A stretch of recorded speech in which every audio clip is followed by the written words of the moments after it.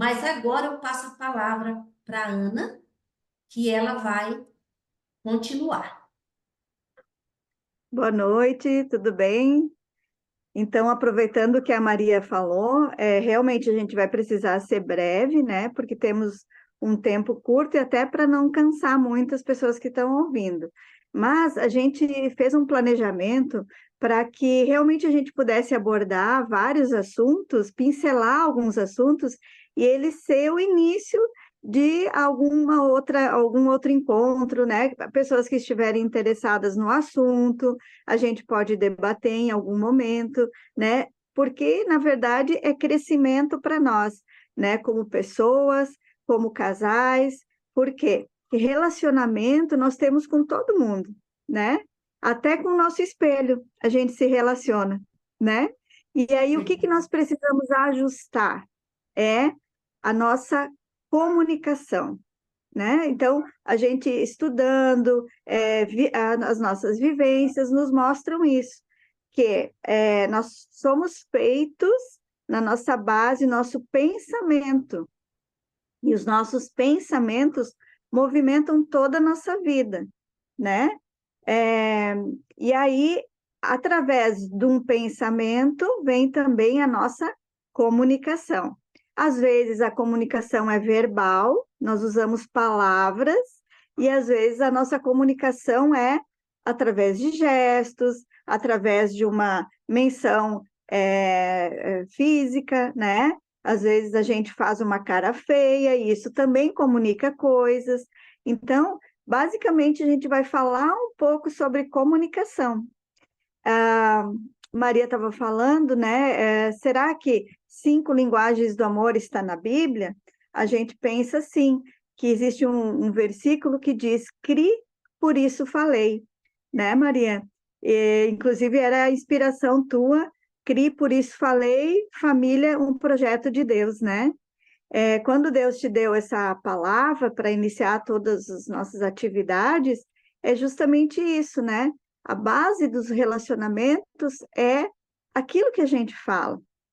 Então, se a gente está falando coisas ruins, elas interferem em nós, porque o primeiro ouvido mais perto da nossa boca é o nosso, né?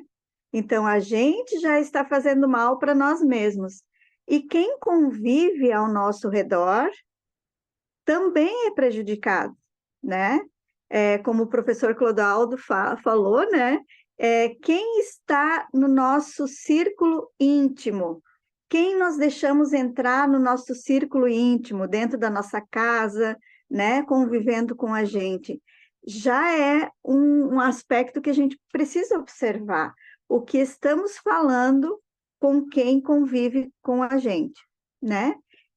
Então, o livro As 5 Linguagens do Amor, na prática, ela entra como uma ilustração, né?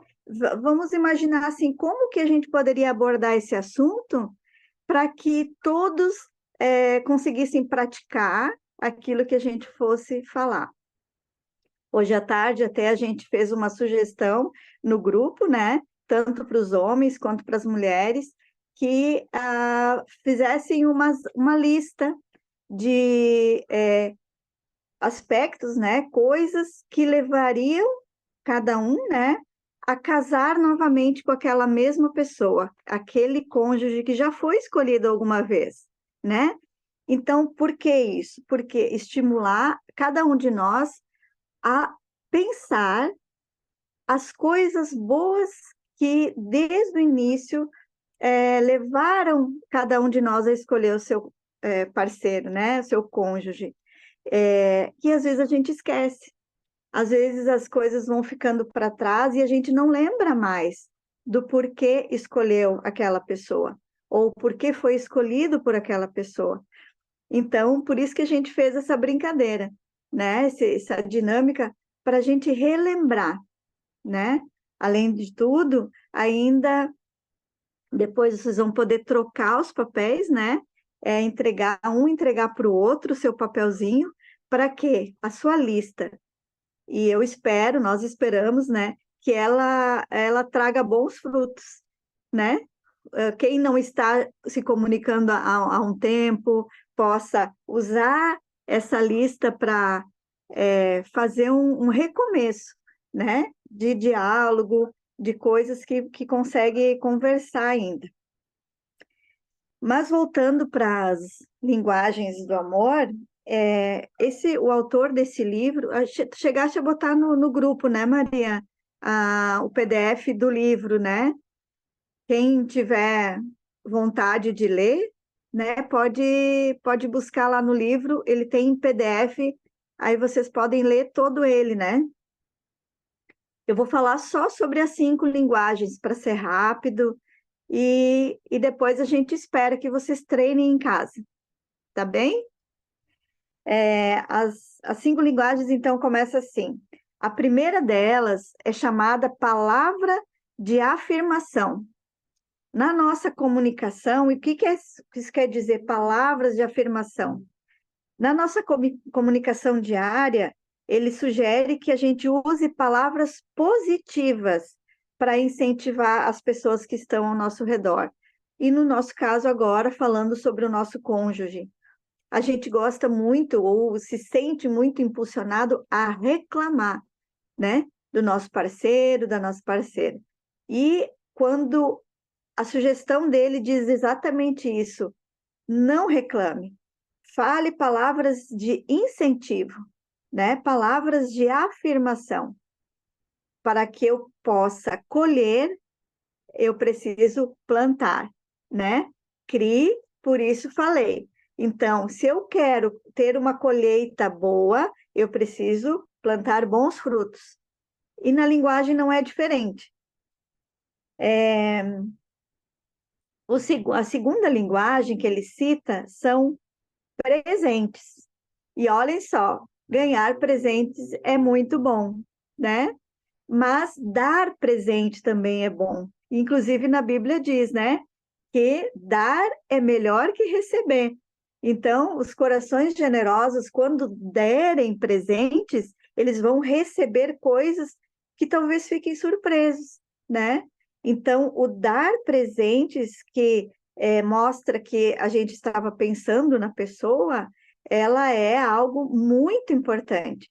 Às vezes alguém pode dizer assim, não, mas a minha esposa ou o meu esposo, eles não dão bola para isso.